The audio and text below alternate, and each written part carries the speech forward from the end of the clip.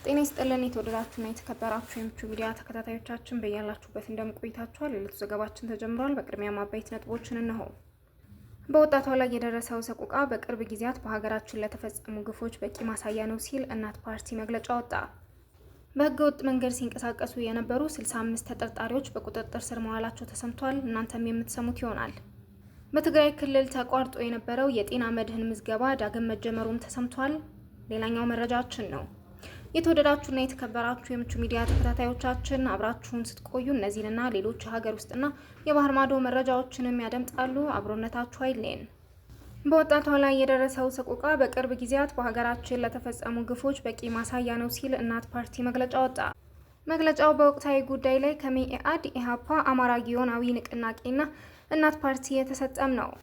በምትማርበት ዩኒቨርሲቲ ከዓመታት በፊት ከሌሎች ጓደኞቿ ጋር ታፍና ተወስታ እጅግ አሰቃቂ በደል ከደረሰባቸው አንዷ እንደሆነች የገለጸችው ወጣት ብርቱካን ተመስገን የደረሰባትን ግፍና አሁን እየመራች ያለውን እጅግ ፈታኝ ህይወት ውጣ ውረድ የዚህ አይነት ጥቃት ሰለባ የሆኑ ሰዎች በማይደፈሩት መልኩ በድፍረት በሚዲያ ቀርባ ማስረድታለች። ይህ በህዝባችን ዘንድ በከፍተኛ ሁኔታ ሲጠየቅ የነበረና አንዳች መፍትሄ ሳይሰጠው ይባስ ብሎ በመንግስት አካላት ዘንድ እጅግ የተጣረሱና የተድበሰበሱ መረጃዎች ሲቀርብበት የኖረ ግፍም ነው። ብርቱካን ላይ የደረሰው ግፍ በአጠቃላይ ኢትዮጵያ ውስጥ ለተፈጸሙ መዋቅራዊና ስርዓታዊ በደሎች ማሳያም ተደርጎ የሚወሰድ እንጂ ብቸኛው አይደለም።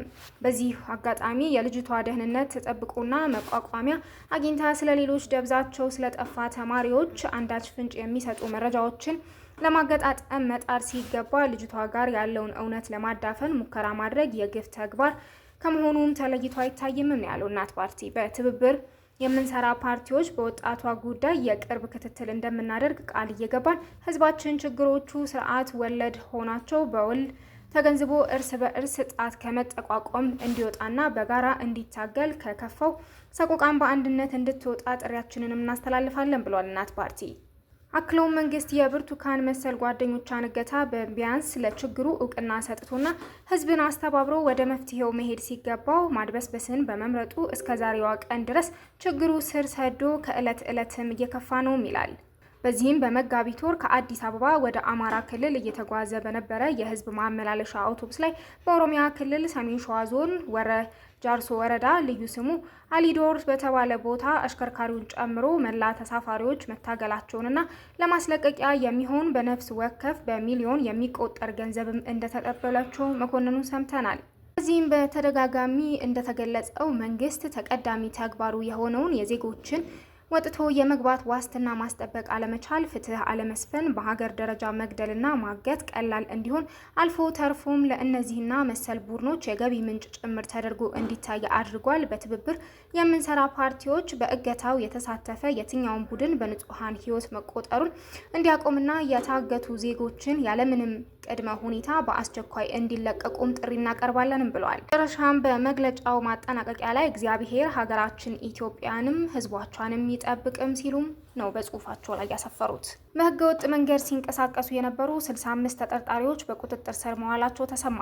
የኢሚግሬሽንና ዜግነት አገልግሎት ከፌዴራል ፖሊስ ኮሚኒኬሽንና ከልደታ ክፍለ ከተማ ወረዳ 7 አስተዳደር ጋር በመቀናጀት በተደረገ ልዩ ኦፕሬሽን በተቋሙ ቢሮ አካባቢ በመሆን በህገ ወጥ መንገድ ሲንቀሳቀሱ የነበሩ 65 ተጠርጣሪዎችን በቁጥጥር ስር መዋሉንም ነው የገለጸው። ተጠርጣሪዎቹ በተለያየ የህገ ወጥ የድለላ ስራዎች ላይ የተሰማሩ የስራ አካባቢውን በማወክ አገልግሎት አሰጣጥ ላይ ችግር እየፈጠሩ ያሉ በተለያየ የማጭበርበርና የማታለል ተግባር ላይ ተሰማርተው የነበሩ እና በህገ ወጥ መንገድ የኦንላይን የአስቸኳይ ፓስፖርት የሚሞሉ መሆናቸውም ነው የተገለጸው።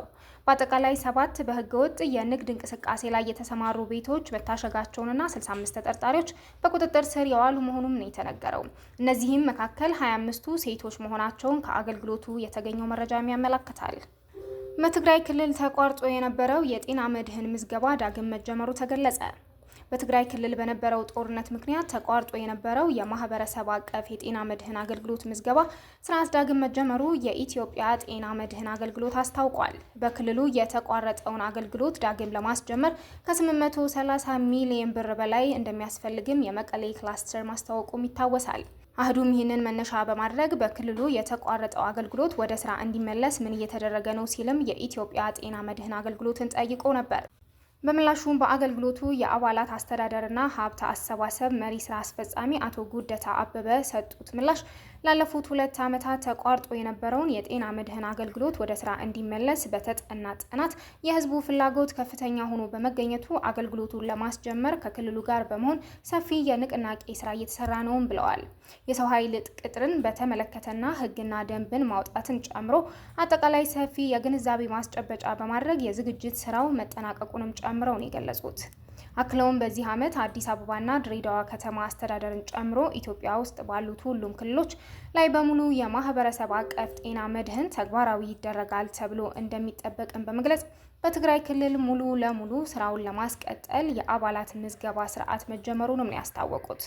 በሌላ በኩልም የጤና መድህን ምዝገባና እድሳቱ በየዓመቱ ከመስከረም እስከ የካቲት መጨረሻ የሚከናወን እንደነበር ጠቅሰው በዘንድሮ ዓመት በተለያየ ምክንያት ላላጠናቀቁ ክልሎች እስከ መጋቢት 30 ድረስ እንዲራዘም መደረጉን ነው ያከሉት።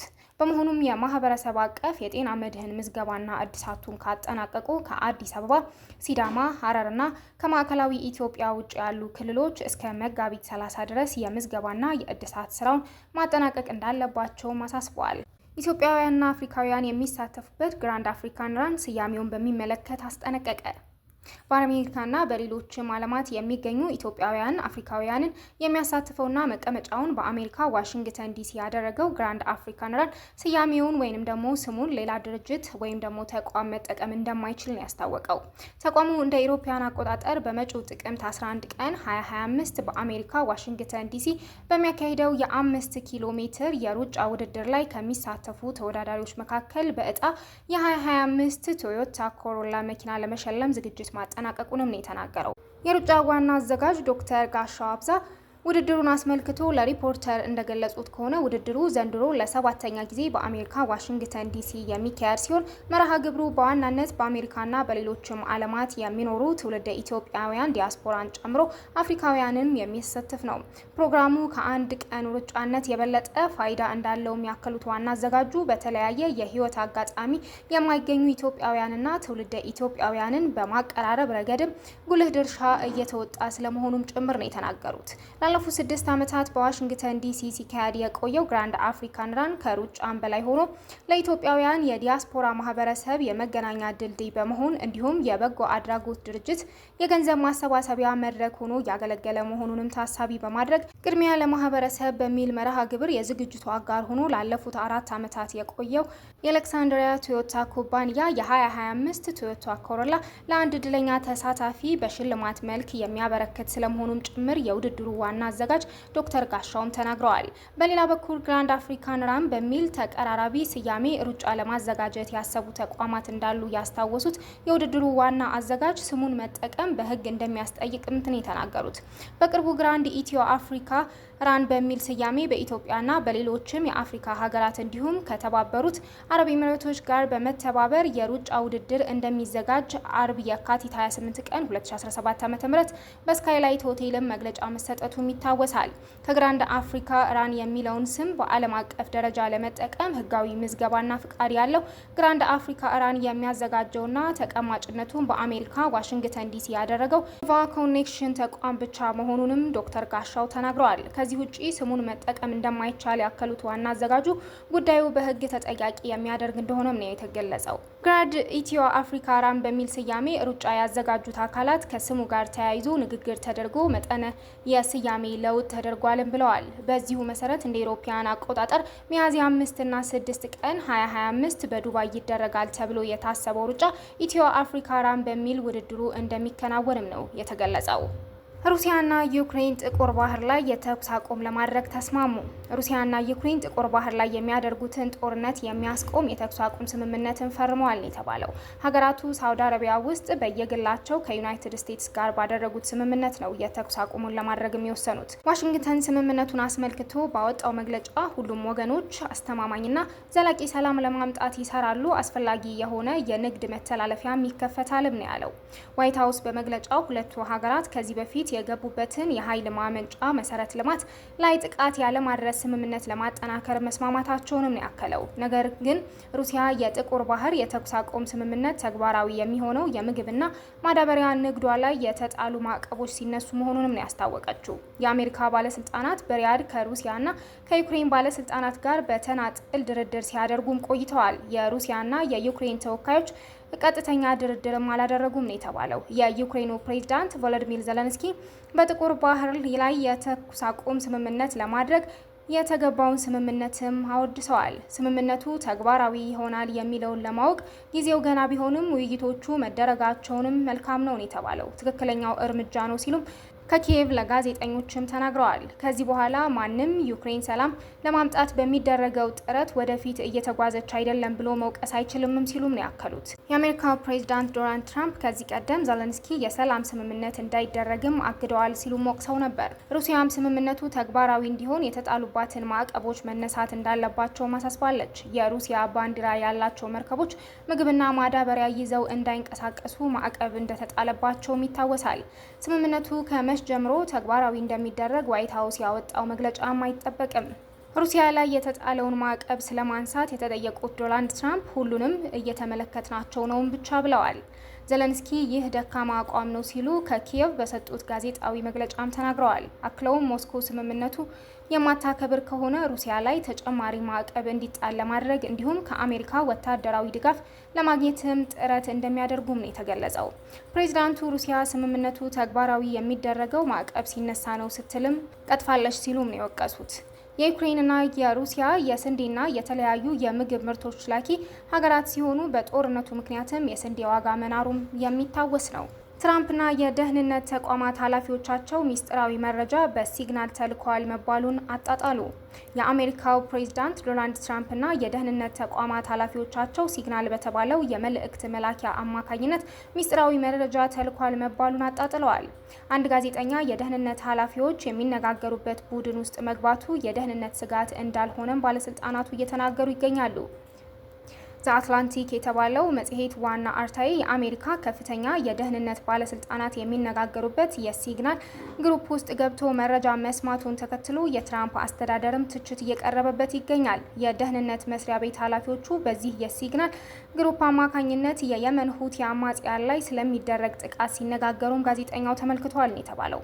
የአሜሪካ ብሔራዊ ደህንነት መስሪያ ቤት ኃላፊ ቱልሲ ጋባርድ እና የሲአይኤፍ ኃላፊ ጆን ራትክሊፍ በሴኔተር ፊት ቀርበው በሰጡት ቃል ምንም አይነት ሚስጥራዊ መረጃ አልተጋራምም ሲሉም ነው ያስተባበሉት።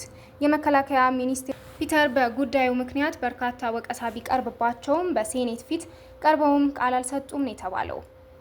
በሴኔት አባል የሆኑት የዲሞክራቲክ ባለስልጣናቱ ብሔራዊ ደህንነት ለማስከበር ብቁ ያልሆኑ ሲሉም ባለስልጣናቱንም ወርፈዋቸዋል። ፕሬዝዳንት ዶናልድ ትራምፕ ለመረጃው መሽለክ ምክንያት ናቸው የተባሉት የብሔራዊ ደህንነት አማካሪ ማይክ ዋልትዝን ደግፈው ማስተያየት ሰጥተዋል ነው የተባለው። እንዴት የአሜሪካ ከፍተኛ ባለስልጣናት የትኛውም ሰው የሚጠቀምበትን የመልእክት መላላኪያ መተግበሪያ ተጠቅመው ሚስጥራዊ የሆነ መረጃ ይላላካሉ የሚለው የአሜሪካውያንንም እያነጋገረ ይገኛል። የአትላንቲክ መጽሔት ዋና አርታኢ ጀፍሪ ጎልድበርግ የ18 ሰዎች ያሉበትን የሴኔጋል ግሩፕ ውስጥ የተካተተው በስህተት ሲሆን መጀመሪያ አጭበርባሪዎች ናቸውን ብሎ ማሰቡንም ነው በጽሁፉ ላይ ያተተው። ነገር ግን በየመን ላይ ጥቃት በተደረገ ወቅት ነው የተካተተበት የሲግናል ግሩፕ እውነት መሆኑንም ያረጋገጠው ይላሉ መረጃዎች።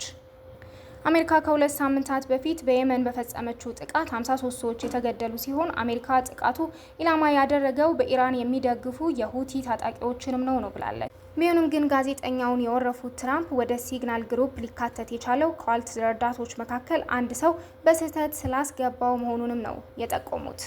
የተወደዳችሁና የተከበራችሁ የምቹ ሚዲያ ተከታታዮቻችን ለሰዓቱ ተሰሙት የወደድነው የዜና ጥንቅራችን እስካሁን ያደመጣችሁትን ይመስል ነበር። ቀጣይ በሌላ የዜና ጥንቅር እስከምንገናኝ ድረስ ቸር ቆዩ። ሰብስክራይብ፣ ላይክ፣ ኮሜንት፣ ሼር ማድረግ እንዳትረሱ እያልኩኝ ከወዲሁ ተሰናበትኩ። ሰላም በያለንበት ለሁላችን።